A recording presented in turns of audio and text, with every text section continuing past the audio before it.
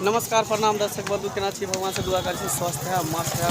तो देख लियो अखन हम लखनऊ के गैस गोदाम पर छी और कते लंबा लाइन लागल छै, देख सकै छियै। लाइन में हम खड़ा छी सिलेंडर लऽ कऽ। तो बस अहाँ सबसे यही निवेदन है कि फेसबुक पेज के अगर फॉलो नहीं करें तो पेज के फॉलो करूँ। तो देख लियो लाइन में लागल छे, नंबर में लागल छे 148 नंबर पर हमार सिलेंडर छी। मनसुखा जी देख लियो लाइन में लागल छी हम सब। तो हमरो सबके दिक्कत होइ छै, परेशानी के सामना करे पड़े छै। अब जे नहीं करे सरकार, पहले तो आदत लगा देलकै गैस चूल्हा पर खाना बनावे के, आ जब आदत लग गेलै तब देखियो कते परेशानी झेल रहल छै हम सब। परेशानी तते नहीं झेल रहा की कहै छै ना, अब लकड़ी का जमाना बाबा आदम के हो चले ना, तेनाते होए वाला छै अब आने वाला समय में। सही है बात ना।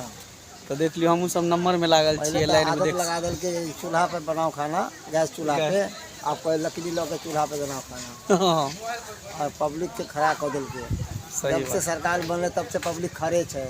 कभी नोटबंदी के तो कभी गैस के तो कभी किच के, कभी लॉकडाउन में, हर चीज में पब्लिक खड़े है सर।